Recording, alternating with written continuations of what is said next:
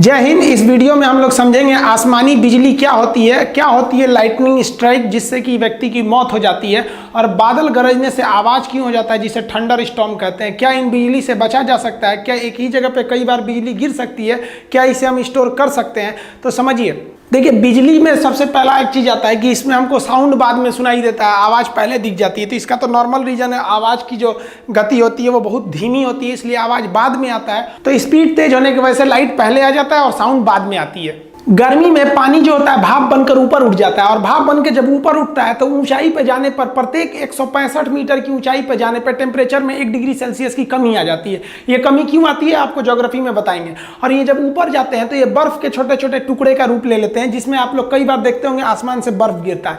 यही बर्फ जो होते हैं हवा के कारण आपस में टकराने लगते हैं, और टकराने से घर्षण उत्पन्न हो जाता है, और घर्षण के कारण स्टैटिक करंट उत्पन्न हो जाता है। और यह करंट का जो पॉजिटिव चार्ज होता है वो ऊपर चला जाता है, और निगेटिव चार्ज जो हो जाता है वो नीचे आ जाता है। अब ये निगेटिव जो होता है ना, पॉजिटिव को ढूंढता है कि हमको जहां पॉजिटिव मिल जाएगा वहां हम गिर जाएंगे। अब जब जमीन, देखिए, जब बादल आते हैं तो जमीन पे हवा भी चलने लगती है, आंधी वगैरह भी आने लगता है, तो जिस वजह से घास वगैरह घर्षण के कारण इनमें भी चार्ज उत्पन्न हो जाता है। अब इनका जो चार्ज होता है पॉजिटिव ऊपर होता है, निगेटिव को तो लेके चला जाता है अर्थ। अब देखिए, ये निगेटिव पॉजिटिव को खोज ही रहा था, मिल गया और यहाँ गिर जाता है। इसी को हम लोग वज्रपात कहते हैं, बिजली का गिरना कहते हैं। आसमानी बिजली जो गिरती है, इस बिजली का जो वोल्टेज होता है ना, 10 करोड़ वोल्ट होता है। हम लोग के घर में जो करंट आता है 220 का आता है। 10 करोड़ वोल्ट मारेगा ना, आदमी कौवा बन जाता है। इसको हम 100 मेगावाट की बिजली बोलते हैं। और इसमें जो करंट होता है वो 10,000 एम्पियर होता है। 5 एम्पियर के करंट पे आपका फ्रिज, वॉशिंग मशीन, कूलर ये सब चल जाता है 5 एम्पियर पे। और ये जो होते हैं, सोचिए 10,000 एम्पियर का करंट लगता है इसमें जो हीट निकलती है वो हीट जो होती है 27,000 से लेकर 30,000 डिग्री सेल्सियस होता है। सूर्य का तापमान जो जुड़ा होता है 6,000 डिग्री सेल्सियस सरफेस का। अब बताइए, ये इतना भयानक टेम्परेचर होता है, और लेकिन इसमें सबसे बड़ी बात यही होती है इसकी टाइमिंग बहुत कम होती है, 0.0005 सेकेंड।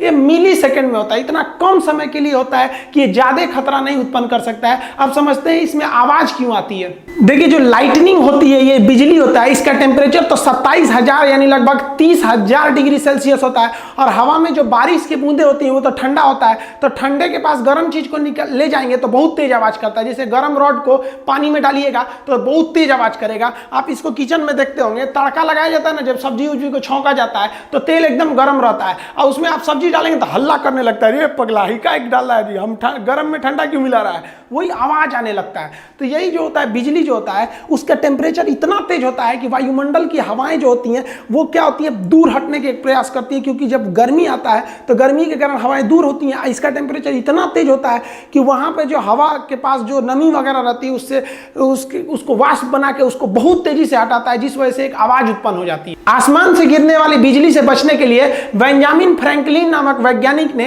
एक लाइटनिंग कंडक्टर या लाइटनिंग रॉड का निर्माण किया था, जिसे हम तड़ी चालक कहते हैं। यह कॉपर का बना होता है। यह क्या करता है, इसको हम लोग घर के ऊपर लगा देते हैं, और इसे वायर के द्वारा, यहाँ आप देख रहे होंगे यहाँ मोटा वायर लगाया गया है, इस मोटे वायर के द्वारा इसे हम लोग अर्थ यानी ग्राउंड में कर देते हैं। जो ग्राउंड होता है वो एक चार्ज सिंक होता है, यानी इसमें कितना भी हाई वोल्टेज का करंट दे दीजिएगा पृथ्वी को, वो खींच के अंदर लेके चला जाता है। तो ये केवल इसको टांग देने से नहीं होता है, इसके साथ साथ इसके अंदर हम लोग को ग्राउंड भी करना रहता है। टावर में भी देखेंगे ऊपर ये जो होता है तड़ी चालक होता है, लाइटनिंग रॉड, और इसको वायरिंग द्वारा नीचे ले जाया जाता है। तड़ी चालक कॉपर का बना होता है। इसमें होता क्या है कि बेंजामिन फ्रैंकलिन ने कहा कि आप जो करंट आ रहा है उसको जल्दी से जल्दी ग्राउंड पे भेजिए। अगर वो ग्राउंड पे चला जाएगा ना तो कोई दिक्कत नहीं है, आप बगल में भी खड़े रहेंगे तो कुछ खास प्रॉब्लम नहीं होगा, लेकिन उसको तेजी से भेजना बहुत जरूरी है, नहीं तो आपके लिए घातक हो जाएगा। सोचिए क्या होगा अगर कोई हवाई जहाज हवा में जा रहा है, उस पर बिजली गिर जाए, जहाज गिर जाएगा, कुछ इफेक्ट नहीं पड़ता है। जहाज जो होते हैं ड्यूरेलमीन के बनाए जाते हैं, अल्युमिनियम का वो एक एलॉय होता है, और इसकी एकदम चिकनी पेंटिंग की जाती है ताकि इस पर जब भी बिजली गिरे तो इतना करंट जो होता है वो करंट चारों ओर फैल जाए। और ये जो राउंड शेप का जो एरोप्लेन होता है तो वो चारों ओर बिजली फैल के नीचे चली जाती है। दूसरा एक और बात समझिए, जो एरोप्लेन होता है अंदर से खोखला होता है, और आप पढ़े होंगे फैराडे का केज, एक पिंजड़ा बनाया था फैराडे ने, और उस पिंजड़े पे बिजली देते थे और अंदर रहते थे तो उन पे बिजली नहीं आती थी, क्योंकि बिजली जो होती है सरकमफेरेंशियल फ्लो करती है और एकदम शॉर्ट रास्ता खोजती है। तो आप कहेंगे सर पिंजड़ा को छुएंगे तो नहीं मारेगा। देखिए यहाँ पिंजड़ा को टच भी कर दीजिएगा ना तो हाई वोल्टेज का करंट भी नहीं मारेगा। क्यों? क्योंकि ये पिंजड़ा बहुत ही बढ़िया कंडक्टर से बना हुआ है, जितनी बिजली मिल रही है उसे फटाक से ये ग्राउंड में भेज दे रहा है। आप छुइएगा तो आपके लिए कुछ छोड़ ही नहीं रहा है। तो ये जो हवाई जहाज होता है एक पिंजड़ा का काम करता है, हम अंदर सेफ बैठे रहते हैं क्योंकि करंट सरकमफेरेंशियल बाहर बाहर फ्लो करके और नीचे चला जाता है। इसीलिए कहा जाता है कि जब बिजली तड़कती है तो सबसे सुरक्षित जगह आपके लिए कोई कार होता है, कार के अंदर घुस के बैठ जाइए, कार वही फैराडे के पिंजड़े के समान काम करता है। जब भी बिजली गिरती है तो वो जल्दी से जल्दी किसी कंडक्टर को खोजती है। यहां आपको कुछ सावधानियां बरतने की जरूरत है। हम बता देते हैं कहां कहां ज्यादा बिजली गिरने की संभावना होती है। जैसे बिजली तड़कता है तो आपका मोबाइल जो होता है टावर से कनेक्ट रहता है, इसलिए बिजली मोबाइल की ओर तेजी से भागता है। देख रहे हैं ईश्वरी बतिया रही है, पता नहीं कहां, खूब मन से बतिया रही है। यह है ना, अभी थी हो जाएगी, जैसे बिजली गिरेगा थी। तो इसलिए जब बिजली गिरे ना तो नहीं कि छत पे बतिया, हाँ खाना खा ली, ये सब नौटंकी नहीं, अंदर रहना चाहिए, गिर जाएगा तो थे हो जाएंगे आप। पेड़ वगैरह के पास भी बिजली ज्यादा गिरती है। अब लोग कहते हैं दुधारू पेड़ के पास बिजली ज्यादा गिरती है। देखिए दुधारू पेड़ जिसमें दूध वगैरह होता है, जैसे बरगद को ऐसे मारिए तो हल्का हल्का दूध निकलने लगता है उसमें लिक्विड, तो दुधारू पेड़ से मतलब नहीं है। देखिए दुधारू पेड़ जो होते हैं ना उसमें ज्यादा भीगा होता है, वो जो भीगा वो ज्यादा होता है, इसलिए वो ग्राउंड से ज्यादा जुड़े रहते हैं। अब जो बिजली आ रही है वो ग्राउंड पे जाना चाहती है, उससे पहले ही आपको 20 फीट ऊपर पेड़ मिल जाएगा, कहेगा इधर से चलो ना। इसलिए बिजली गिरते समय या बारिश के समय पेड़ के नीचे नहीं रहना जाता है। जब बिजली तड़क रही होती है तो इस पर गिरने की संभावना ज्यादा रहती है। खाली मैदान में बिजली बहुत तेजी से गिरता है, इसलिए खाली मैदान में भागना नहीं चाहिए, वरना भागेंगे तो आप ही के ऊपर गिर जाएगा। खाली मैदान पे बैठ जाना चाहिए, उसको हम समझाएंगे। खाली मैदान पे भी गिरता है, खिड़की वगैरह पे मत झांकने लगिएगा, ऐसे लोहा का रेलिंग पकड़ के वाह बहुत अच्छा बिजली तड़क रहा है, गिर जाएगा, इसी पे चल जाएंगे आप। यहाँ पे जो बिजली होती है वो तालाब के पास ज्यादा गिरती है, इसलिए बिजली के समय तालाब समुद्र के किनारे नहीं जाना चाहिए, क्योंकि वहां की बिजली गिरेगी तो ग्राउंड लेते हुए आपको भी चली आएगी वहां पर। ये टावर से हमेशा दूर रहिएगा। हालांकि टावर के ऊपर तड़ी चालक लगे रहते हैं, लेकिन उसके पास में भी उसका असर ज्यादा रहता है, वो इतना हाई वोल्टेज रहता है कि थोड़ा सा में आपकी जान ले सकता है।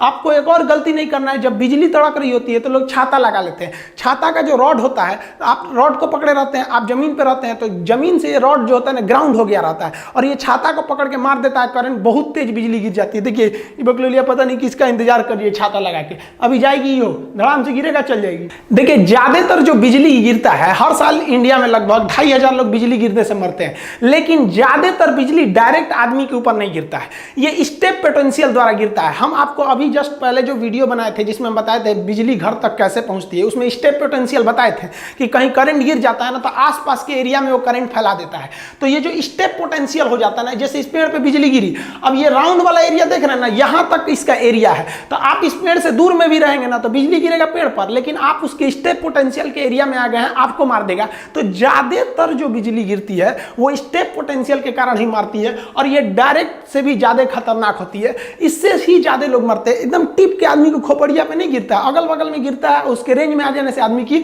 मौत हो जाती है। बिजली गिरने से जो मौत होती है उसका ज्यादा इफेक्ट जो होता है हमारे नर्वस सिस्टम ब्रेन पे पड़ता है, और हार्ट और लंग्स पे ज्यादा असर पड़ता है, ये एकदम सीज कर जाते हैं और इसका धड़कना रुक जाता है, जिस वजह से व्यक्ति की मौत हो जाती है। अब कहते हैं लोग कि मेल जो होते हैं पुरुष का साइन ऐसे होता है, मेल पे 80% बिजली गिरती है और फीमेल पर 20% गिरता है। आप कहेंगे इस चोरी कैसे बच जाती है सब, देखिए बचती नहीं से, ये तो अंदर रहती है सब, जब से पैदा होती है लड़की सब, तो वो तो लॉकडाउन उन सब के लिए पैदाइशी लॉकडाउन है। लड़का बाहर और घूमते रहता है, मरते रहता है, कभी एक्सीडेंट से मरेगा, कचरा के मरेगा, कभी पतंग लूटने में मरेगा, सब नौटंकी लड़कों के भरोसे है, तो मरेगा कौन? लड़की। देखिए ऐसा नहीं है कि बिजली का झटका जो लगेगा तो 100% मरिए जाएंगे, बहुत से लोग बिजली के झटके से बच जाते हैं। बिजली का झटका जब लगता है तो उससे एक आपके शरीर पर एक दाग बन जाता है, जिसे हम कहते हैं लिचेनबर्ग। ये जो दाग होता है ये पेड़ के जड़ के समान हो जाता है। आप देखिए इस तरह से दाग बन जाता है, टैटू टाइप का बन जाएगा, जहां लगेगा बहुत खतरनाक हो जाएगा। तो ये बहुत कम शॉट लगा है, या फिर ये कह सकते हैं कि बिजली का मेन हिस्सा दूर गिरा है, ये केवल उसके चपेट में आ जाने से इस तरह के दाग बन जाते हैं। कुछ लोग कहते हैं कि जहां एक बार बिजली गिर जाती है वहां दोबारा नहीं गिरती है, गलत बात है।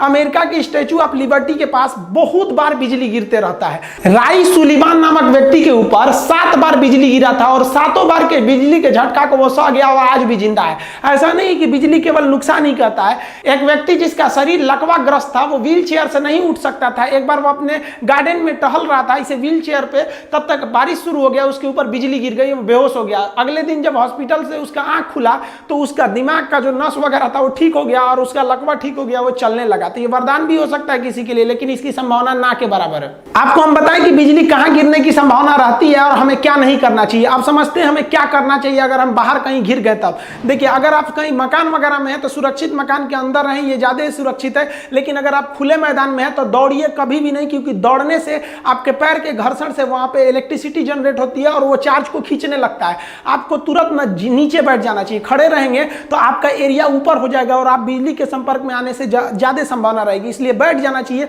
और कान ढक के बैठना चाहिए कि कान के पर्दे पर कोई नुकसान ना करे। और एक दूसरे से कम 100 फीट का गैप बनाकर बैठना चाहिए, क्योंकि एक पास बैठने से वहां पर चार्ज को खींचने की संभावना बढ़ जाती है। क्योंकि हर एक व्यक्ति जो होता है वो अपने आप में एक कंडक्टर होता है, इलेक्ट्रिसिटी को ले जा सकता है। इसलिए एक पास बैठिएगा तो बिजली आके गिर सकता है। दूरी दूरी पर बैठना चाहिए।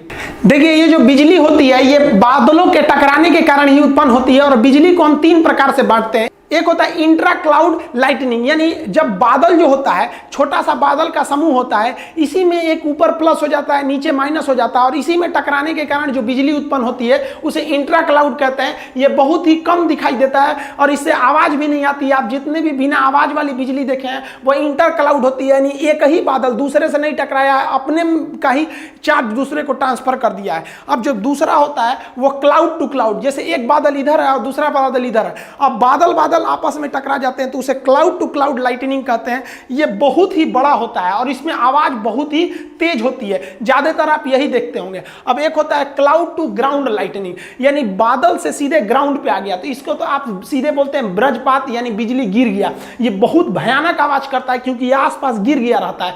यही है, इसके बारे में तो हम आपको सब कुछ बता दिए। तो ये आप समझ गए क्या सावधानियां हैं, कहां गिर सकते हैं, कितने प्रकार का हो सकता है। नेक्स्ट वीडियो में हम समझेंगे कि राजनाथ सिंह रूस में गए और पुतिन ने उन्हें क्या दिया है और रूस से आया आईएल जहाज भारत के लिए कौन से हथियारों को लेके आया है। कुछ लड़कों का कहना है कि सर आप जो वीडियो बनाए थे कि चाइना को कैसे बाइकआउट किया जाए, चाइना के सामानों को बंदरगाहों पे क्यों ना फंसा दिया जाए, तो लोगों का कहना है कि शायद यही गवर्नमेंट ने सुन के ऐसा काम तो नहीं किया, लेकिन अभी इस पर कोई कंफर्मेशन नहीं है। लेकिन चाइना के जो शिपमेंट आ रहे हैं उन्हें चेन्नई और मुंबई बंदरगाह पर काफी देर तक रोका जा रहा है, वहां पर कस्टम के कारण। इसमें क्या हकीकत है इसको हम मिलेंगे नेक्स्ट वीडियो में। तब